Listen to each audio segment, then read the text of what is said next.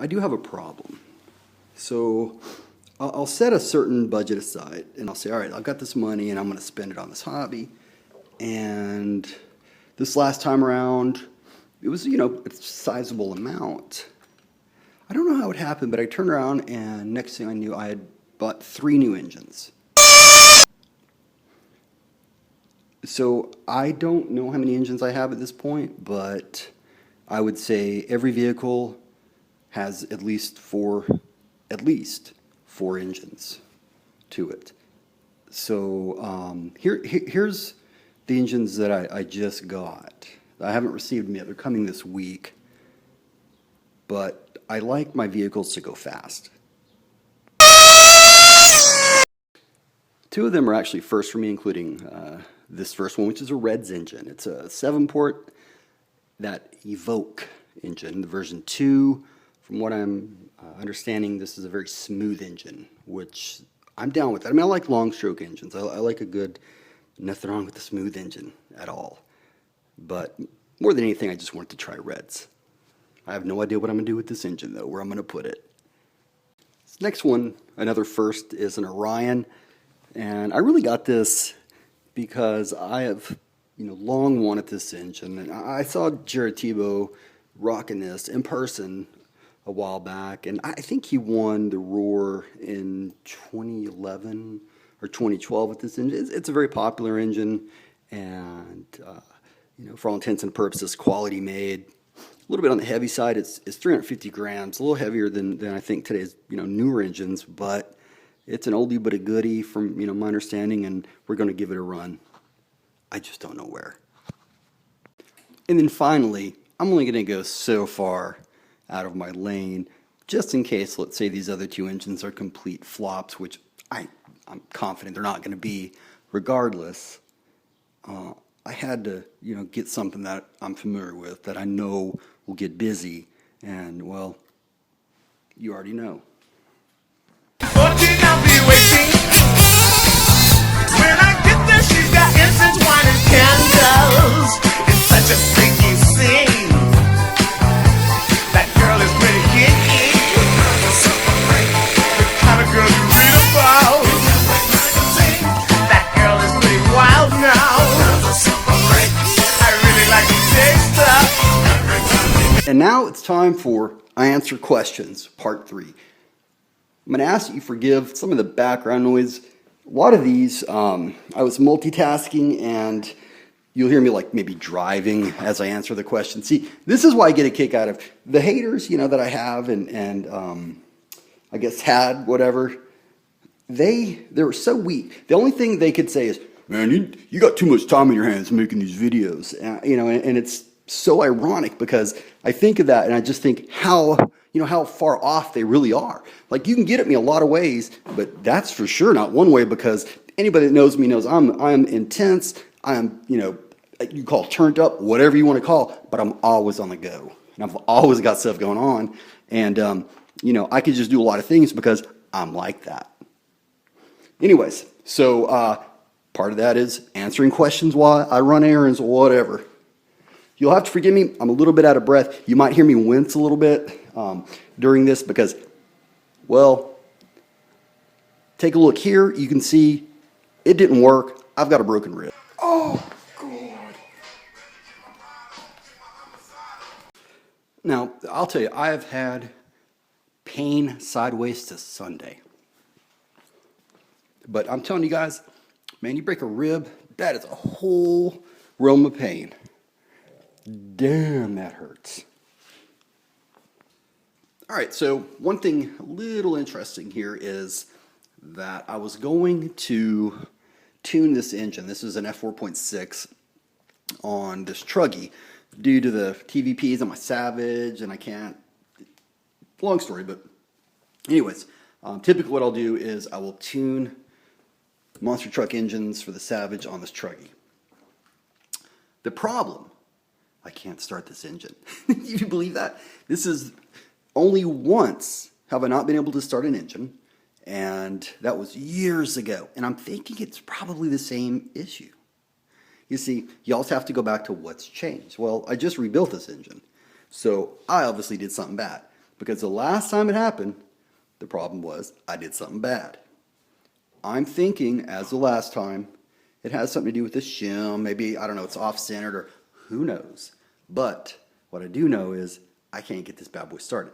So at this point, what I'm going to do, pop the engine, go through it. We're going to see what's up.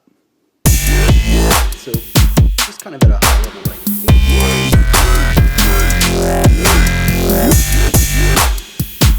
Let's talk about settings. Now, I can already hear somebody saying, well, you just got to find what the stock settings are and put the needles on stock settings or some shit like that. I got to do a damn thing except, like I said, take the engine off, check it out, and make sure that one of X things are correct. Because that's it to starting an engine. There's not some infinite number of possibilities things to go wrong. There's like maybe 15 things, and that's it. Make sure they're all correct. We're going to get it started. It is a little frustrating, however, because, as noted, I'm just doing this just to tune the engine. And, you know, having to take it off, change clutch, all that stuff can be, it'd take about an hour or so to do. It's an hour wasted that, you know, due to obviously my mistake, because I guarantee something I did caused it. Yeah, but live and learn and move on.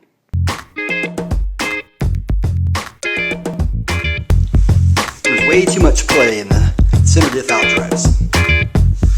Then I let the Alpine play. Bumping new shit by NWA.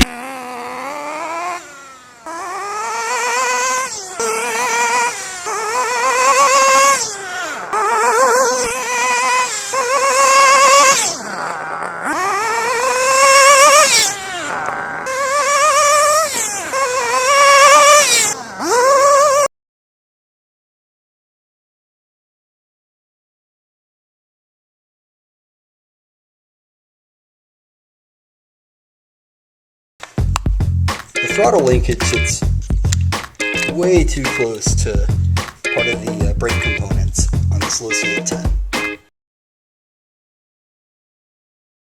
Now at this stage, I'm reverting to stock. And guys, when I say stock, I don't mean TLR parts or anything like that. I'm running stock on it now. But I'm going to go back on the carburetor 7 carburetors ago. I'm putting on the original carburetor. The original link setup, that's probably maybe 3-4 generations ago. Same with the diff housing. I'm going to keep it like new, but I save every damn part. And the great thing is, the parts that I could put together a Lucia 10 with all original parts, and it would be bad to the bone. Be a little scuffed up and whatnot, but for the most part, except for the shock tower, maybe one other part, it'd be working. And working damn well.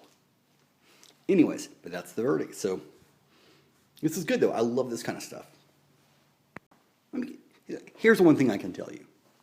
I promise you, I'm going to find out what it is. If you're a betting man or you guys want to set betting odds out there, bet that I'll do it. It's due time I gave this Savage transmission a checkup.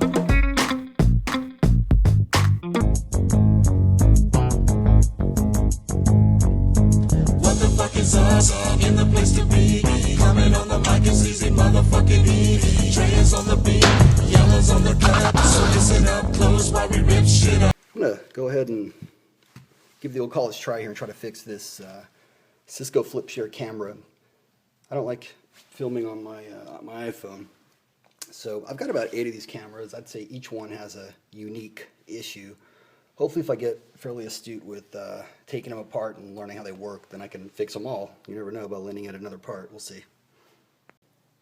Another question I get is, do you do this for a living? The answer is no. Like I've said, jump with the camera. That's just how that is. If I was doing this for a living, I would have probably a different approach in that I would have a vested interest, but I don't.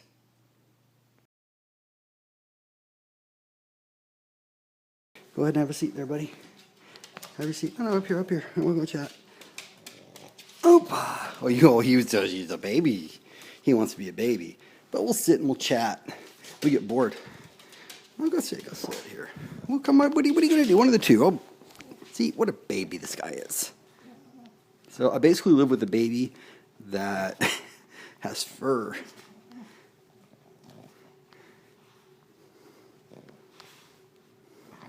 See, the thing about pugs in general, but especially Winston's a hoe. Yeah, he's a hoe. He's the best dog in the whole world, but he's a hoe.